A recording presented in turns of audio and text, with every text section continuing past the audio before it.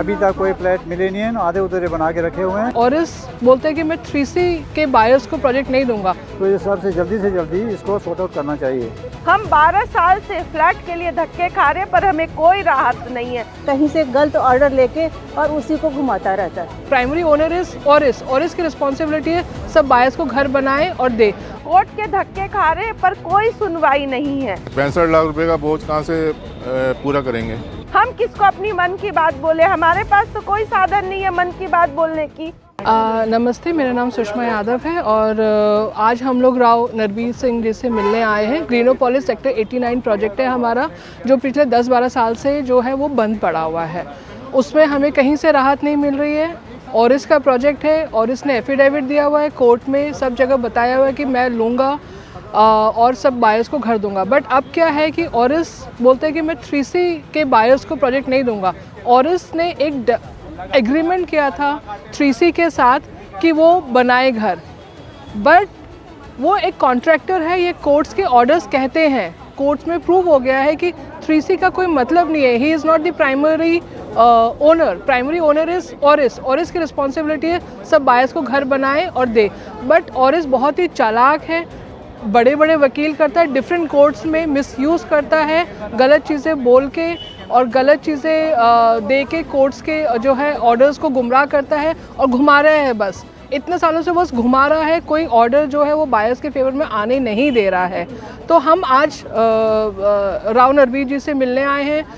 उनसे ये उम्मीद करते हैं कि वो बायर्स के हक़ में कुछ हेल्प कराएंगे, इंटरवीन करेंगे और बायर्स को जो दर दर की ठोकरें खा रहे हैं पिछले 12-13 सालों से घर दिलवाएंगे। मैं पहले बता दूं, मैं कोमोडोर हरदीप सिंह नेवी से रिटायर्ड हूं।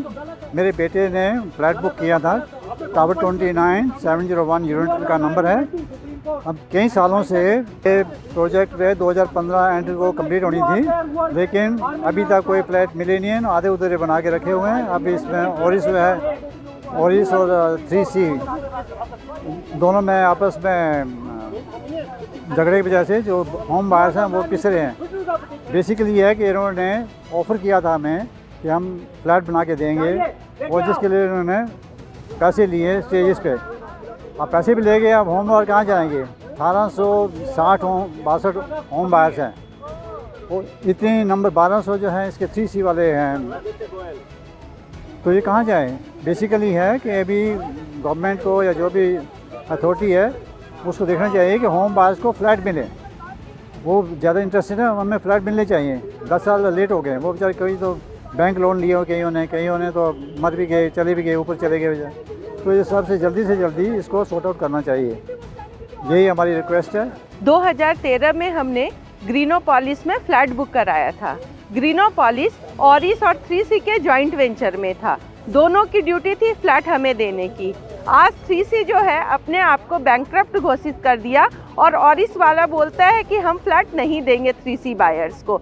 हमने 1-1 करोड़ रुपया उस समय उसको फुल डाउन पेमेंट किया है और कोर्ट के धक्के खा रहे हैं पर कोई सुनवाई नहीं है। ये ऑरिस वाला जो है सब जगह पहुंच के बड़े बड़े लॉयर्स करके वो गलत एफिडेविट कर रहा है, बायर्स को परेशान कर रहा है। आज हम मिस्टर नरवीर राव के पास आए हैं कि शायद हमें कुछ रिलीफ मिले, कोई रास्ता मिले, कि कोई रास्ता हमें दिखाए। हम 12 साल से फ्लैट के लिए धक्के खा रहे पर हमें कोई राहत नहीं है और पूरे ज़िंदगी की जमा पूंजी उस फ्लैट में ख़त्म हो गई है। तो कृपया करके सरकार से अनुरोध है कि वो कुछ रास्ता निकालें। हमारे लिए क्या रास्ता है? हम किसको अपनी मन की बात बोले? हमारे पास तो कोई साधन नहीं है मन की बात बोलने की। और हम 12 साल से पूरे 90% पैसे दे चुके हैं और अभी ऑरिस वाला हमें चक्कर खिला रहा है और बोलता है प्रॉमिस इसने किया हुआ है कि मैं घर दूंगा रेरा में, लेकिन इसने हमें अभी तक कुछ नहीं दिया। जगह जगह कोर्ट में चक्कर खिला रहा है अपनी मनी पावर से। ये हमें हमारे हक में कोई फैसला होने नहीं देता, कहीं से गलत ऑर्डर लेके और उसी को घुमाता रहता है। और हमारी अभी पूरी नरबीर सिंह से यही लास्ट होप हमारी नरबीर सिंह जी हैं, ये दुखी बायर्स को ये घर दिलाएंगे। 2012 में ग्रीनोपोलिस प्रोजेक्ट में हमने अपना फ्लैट बुक किया था। 65 लाख रुपए दे चुके हैं। अपना प्रोविडेंट फंड भी निकाल के दे दिया, HDFC से लोन लेके दे दिया। उसके बाद आज 2024 में खड़े हैं, कोई फ्लैट का अता पता नहीं है, कब मिलेगा कब नहीं मिलेगा।